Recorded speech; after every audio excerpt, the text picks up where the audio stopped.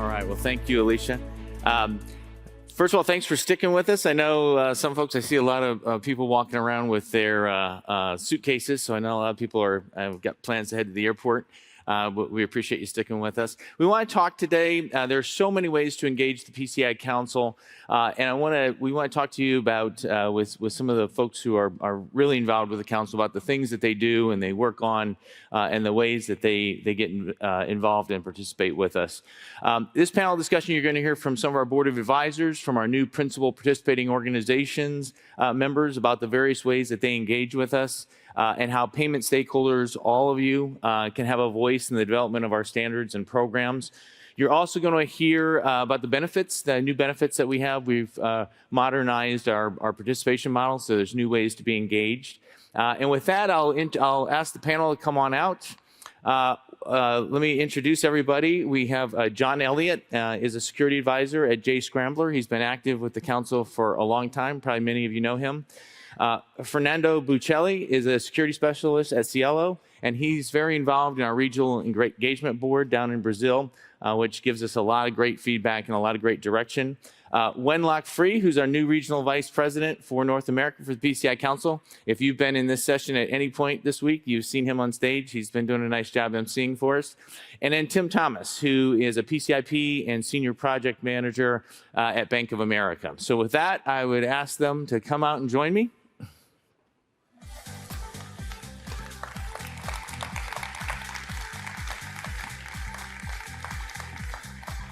All right, thank you.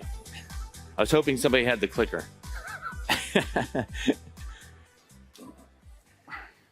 All right, so we have a very, very distinguished panel here, and I'm really thrilled that they could join us. I want to start with John Elliot here on my left.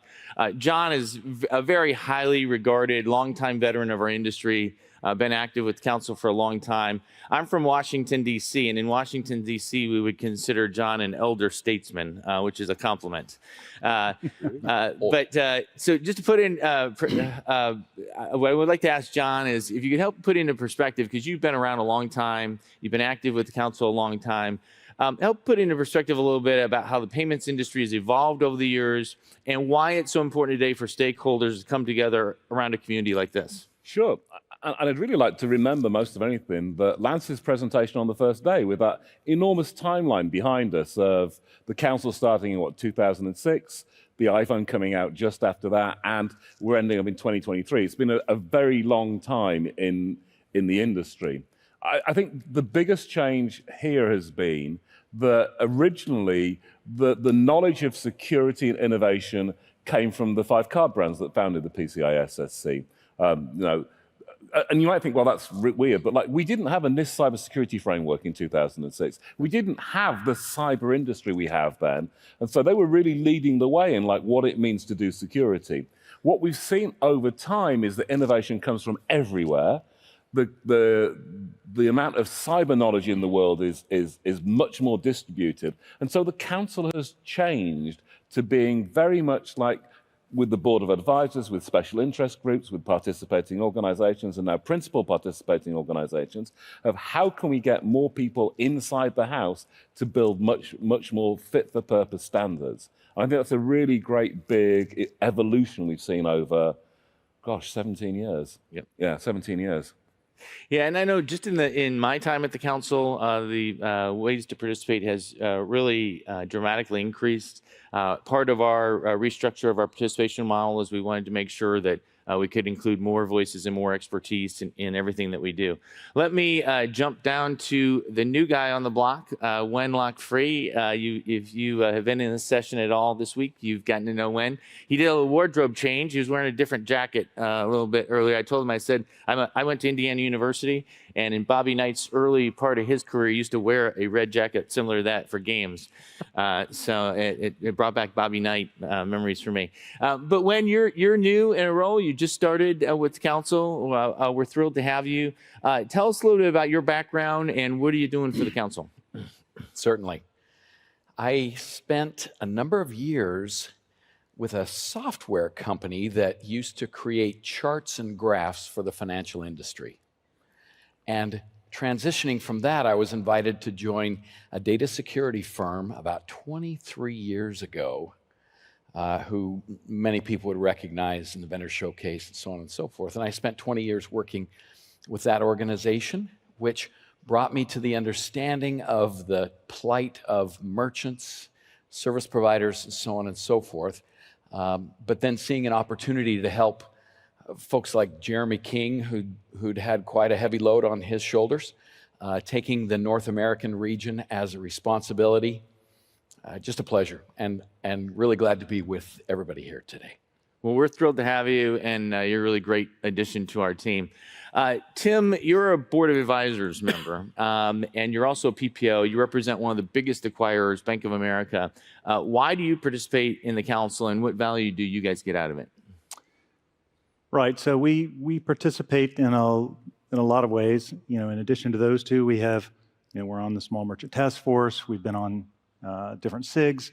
We have a lot of people in who are PCIP certified or ISAs. And all of that really gives us a lot of intel. It allows us to really stay on top of everything that's going on in the industry, seeing emerging threats, new technologies that come along, new trends, and you know, really being able to get advanced knowledge of what's happening. In addition to that, then is being able to have our voice heard. So we can bring, you know, our perspective as a large acquirer and also the perspective of our merchants to the council and make sure that our voice is heard, and then that's part of the community. Yep. And you mentioned small merchants. I know you've been a voice for the small merchant community at a lot of our meetings, and we've put a lot of resources into small merchant. We have a small merchant webpage on our website. And a lot of the feedback that we get from our stakeholders is what drives the content of that page. And so we appreciate all the things that you do on behalf of the small merchant community. So Fernando, you are based in Sao Paulo, Brazil. You're a very important, very active member of our regional engagement board down there. Tell us a little bit about your involvement with the REB. For those that may not be as familiar, what is it? How does your involvement help the payment industry in Latin America? And then tell us some kind of what has the REB accomplished? Hey, Mark. The REB serves as advisors to the PCI Council on payment data security issues in Latin America. You had the opportunity to see yesterday a presentation about Prelix, a malware that happened a lot in Brazil. And there are a lot of companies involved on this. And the REB represented these companies, the POs, and the industry stakeholders for the industry. And so these companies needed to be engaged to adopt the standards of the PCI Council to make the environment more resilient. You must introduce security on them. And for a company like Cielo, our participation in the REB, together with the other members, is very important because this allows us the opportunity to bring, to bring up relevant and sensitive information about what's happening in your markets, and to engage the REB team to discuss problems that are common to our participants in this region. As payments continue rapidly changing, the REB allows us to give fast and up-to-date information to the council. So in this way, we can make it in order to address these challenges that we are facing. What important information here? The REB has championed an increase in the numbers of translated documents in Brazil. You know, we speak Portuguese in Brazil. We have all materials from a long time in English. We need these materials in Portuguese. It's a very important step to make the environment resilient. So this is an accomplishment we are very proud, and we want to continue it, to translate these documents and to champion this. This is a goal for us. Yep. And the REB does such terrific work. Brazil's a really important country for payments. And you mentioned translations. That's something the council spends a lot of time and effort and resources on. We are a global standards body, and so we can't just put things out in English. So we spend a lot of time and resources translating all of our documents, and the REB is a big part of driving that. So Tim, I wanted to go back to you. Last time we saw each other was in Washington, D.C., at our Board of Advisors meeting. Bank of America is the second largest bank in the world by market capitalization. Tell us a little bit about how the global reach of the council is important to a company like yours. Sure. So, yeah, even though it says Bank of America, we are a global organization, a very large acquirer. And, we need to have an understanding of what's happening in all the markets around the world. And unlike what I was told as I grew up in the education system in the U.S. in the 60s and 70s, not everything begins and ends with the United States, right? So we see trends and things that happen that start in other markets and other areas, and then they'll move. So something might start in Europe, and then that thread emerges, and it goes to Asia, and it goes to North America. And so for us, being able to see those trends and understand what's going on allows us to see far out over the horizon. Bank of America is a large organization, and it's very slow to change. So it's like turning a battleship. So further out over the horizon we can see with trends that are happening, the faster we can spot them, the sooner we can maneuver so that we're able to meet those challenges when they get to whichever market they're moving to. Yeah, and I think you made a good point. Being part of this community really gives you a perspective to be able to see not just what's going on in payments now, but kind of be able to see forward on what's coming. So I think that's a really important point. Fernando, so we talked about the REB, but you're with Cielo, and Cielo's been involved with the council for going on a decade now, and you've served and you can continue to serve on our board of advisors. Why is that ongoing relationship important to Cielo and to you? Mark, I usually say for our internals that life is a marathon. This is not about 100 meters race. So in this way, for Cielo, it's about continuity and consistency. We appreciate that the PCI Council constantly evolves as the payment world changes, and that they consistently listen to our inputs and direction. Serving on the BOA, on the REB, gives the chance to raise and discuss regional payments concerns and in Latin America. And serving on the BOA gives us a window into a larger global challenge and emerging issues. This is very important. And it allows us to make sure our regional concerns are represented at the BOA.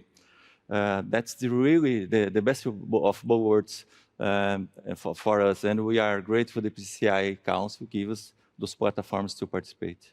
Yeah. Excellent, excellent. John, I want to come back to you. Speaking of participation, your company, Jscrambler, is part of our inaugural Principal Participating Organizations. It's a group we have a really high hopes for and really excited about. Explain what being a PPO involves and why was it so important for Jscrambler and you to be part of it? Yeah, it's a great question because it was last year at this conference when the PPO concept was announced, and I was instantly, that's a really great move by the council. It's about the council going wider to get more knowledge and more expertise. So why is it important for Jscrambler to be a PPO? Let's talk about what a PPO is first. So PPO is a participating organization at a higher level. It's being used to consult on where the council needs to go, what the long-term roadmap is, but also in the technology guidance group, is this the right thing? Is this a good technology? What's the world looking like outside? How do we need to adapt the standards in sort of the short and medium term to threats that we're seeing out there and innovation that we're seeing out there? So for Jscrambler, we're a big web security company. So we secure JavaScript and applications.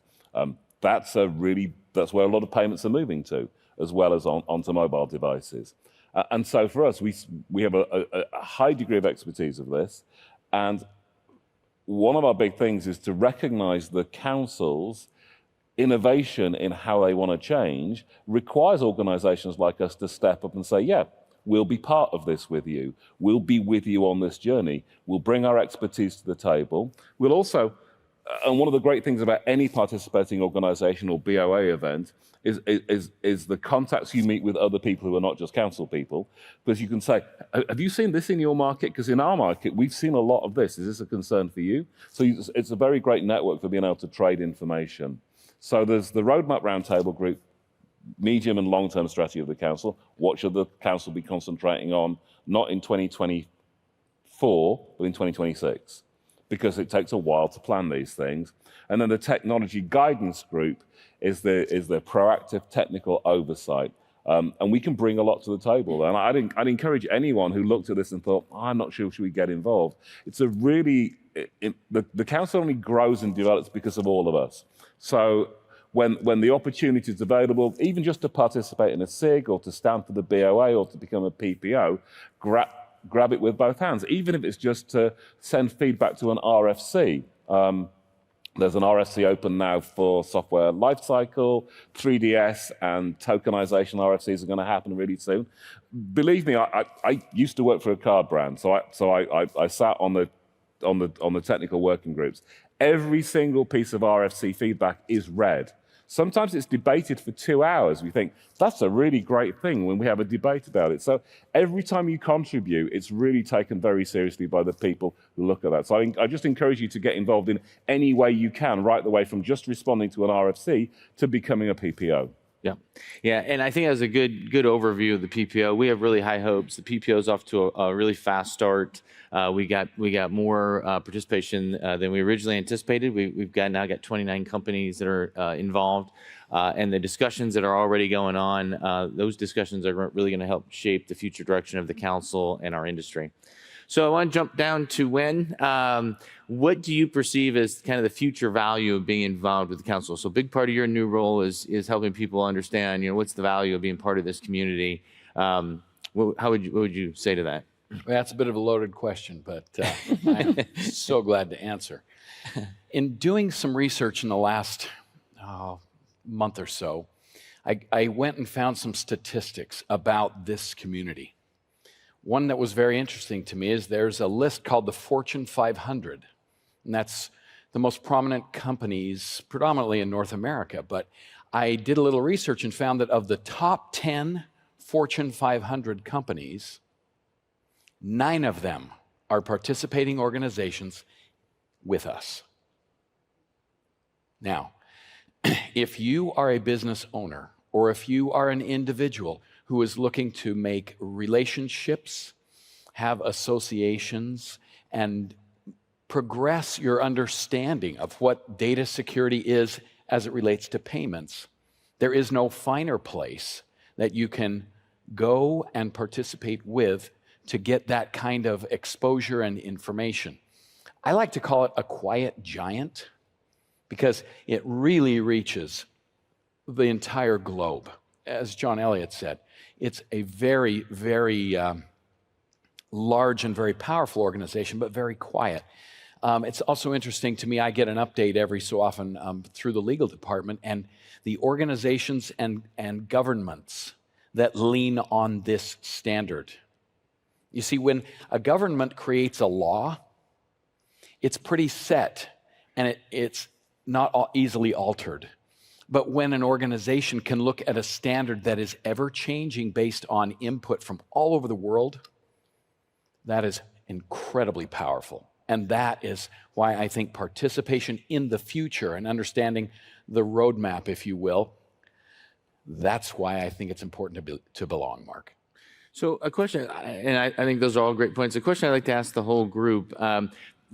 We have some folks that are not participating organizations. So we've opened our community meeting up to participating organizations and non-POs. For folks that are out there who maybe are not a PO, and they say, well, I get why Bank of America would be, I get why, I understand why your companies would be, but why should we? Well, what are we going to get out of becoming a participating organization? Why should we be involved? What would you say to folks like that? I'll start with John. Jscrambler is a 100-person company based out of Portugal. We're not like Bank of America, okay? So we're probably right at the other end of the spectrum. Why should you be involved? I used to hear lots of people saying bad things about the standard. And I would say, and they'd say, that requirement's nonsense. And I'd say, well, did you put feedback into the RFC? It's like, no. Okay.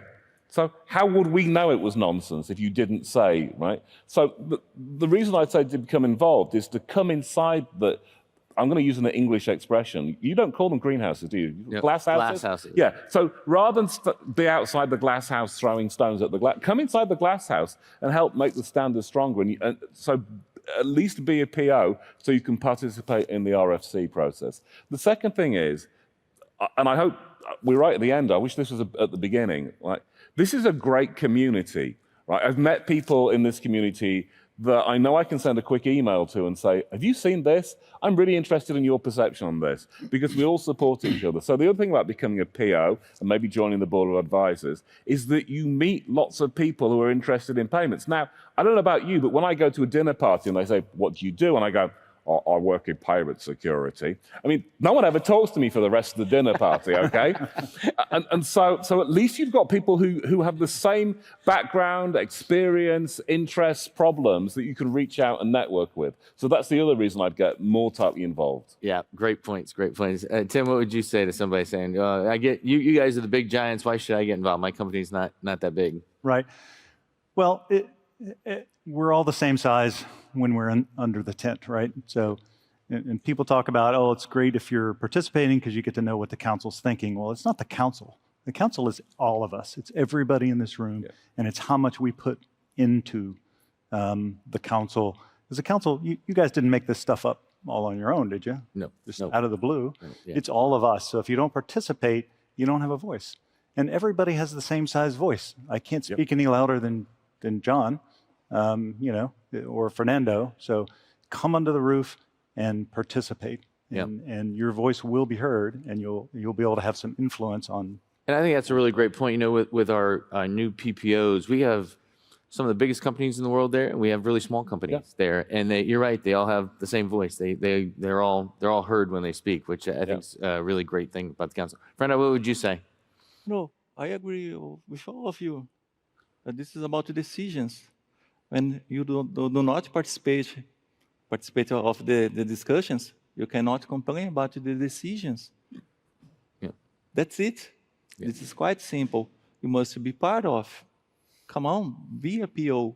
You must discuss with us and then participate of the important decisions.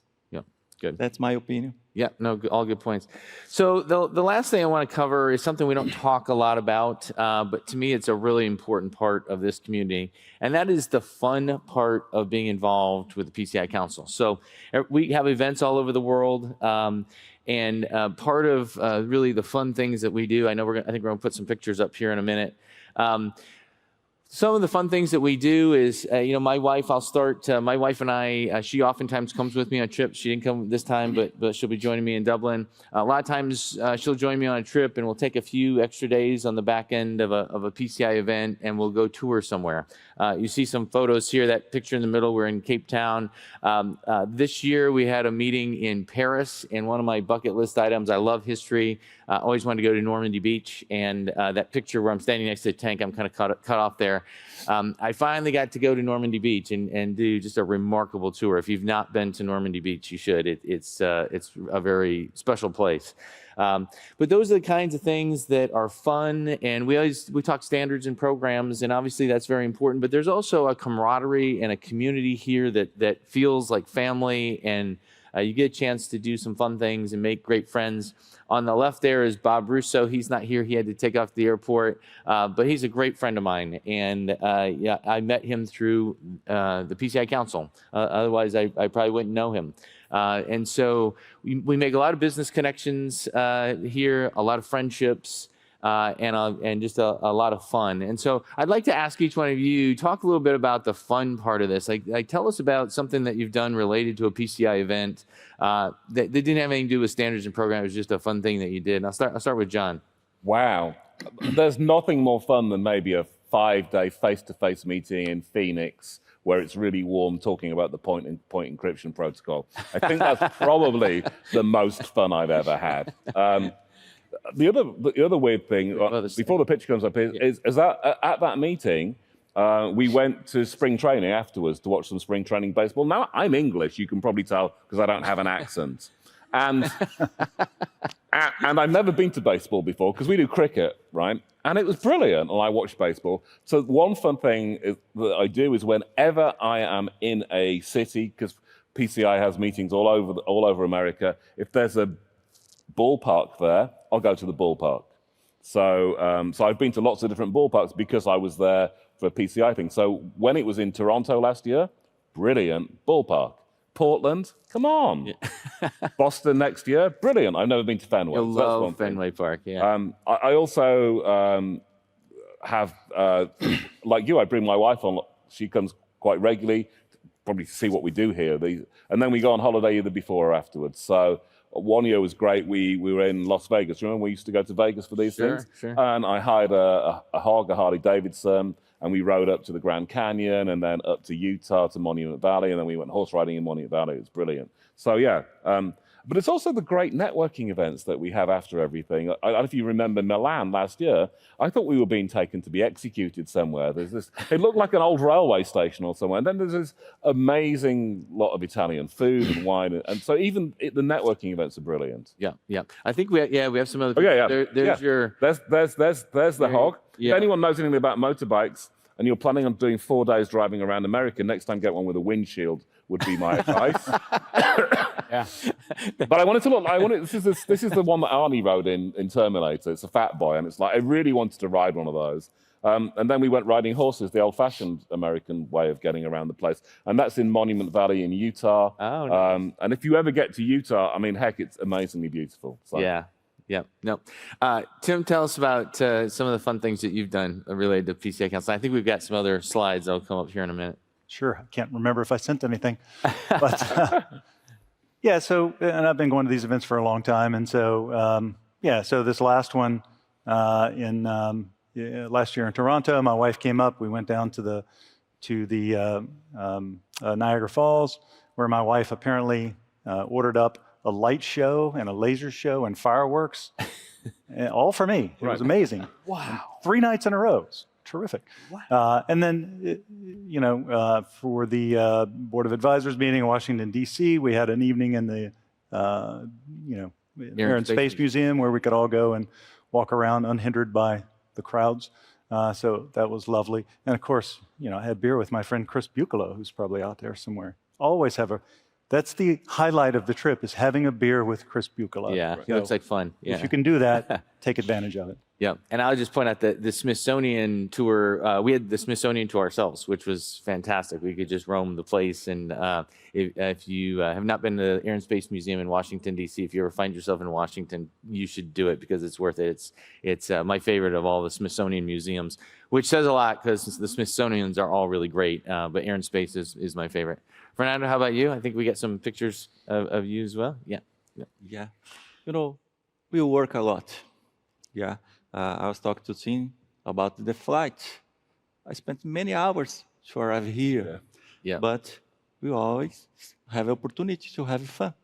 And then in Washington was we had a good experience in the Airspace Museum. It was a private visit, and I enjoyed it a lot. It was a very interesting opportunity. And it was my second time in Washington. But for this time, I had the opportunity to visit the city at night. And then the light was so different on the museums and on the monuments. It was a very different experience. And we always have the opportunity to see some friends. I have friends that work in the US, in Canada, and they come to the community meeting. I have the opportunity to take a beer, have a good conversation, and this is awesome. And like John, I like motorcycles. And when I was in Barcelona, from the beginning of the pandemic, I had the opportunity to go to Andorra, and it was amazing. I took a snowmobile and go to enjoy a good moment. It was amazing. Yeah, snowmobile. That looks like fun. So how about you? John, you invited me. take a ride on a motorcycle. Yeah, You guys go riding together? that would be cool. For the next community. When? How about you? You know, PCI has taken me to a lot of places. And these are just a few. I'll start on your left. I've always wanted to take a ride in the Wienermobile, the Oscar Mayer Wienermobile. And I got my chance to do that this last July, strictly because of my associations with and up in New England. I got to ride in the Wienermobile. The one in the middle, any of you here from Seattle? Do you have any Seattle? What is that? That's the gum wall. Okay, so when you walk down that alley, people have placed their chewing gum all over the wall. You can see I'm not standing very close. Yeah. I kept away from that one. So the chewing gum wall, it's back when they let me wear ties in the day. And this last one, I was doing an event in Bangkok. And outside of Bangkok, about an hour and a half, is what's called the Tiger Temple. They have some monks there who you can see is on the left, making sure that thing doesn't turn and you know. And get you. Yeah, but I got a chance to walk a Bengal tiger and, you know, just all kinds of fascinating and fun things that you get to participate and do. So we are out of time. Thank you, panel, for sharing all those stories. Fernando mentioned friendships. I see a lot of people in the hallway this week hugging each other and slapping each other on the back and sharing some laughs at the reception, people having drinks together.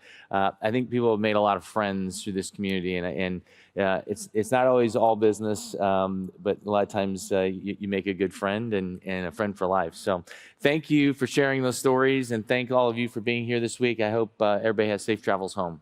Thank you. Thank you.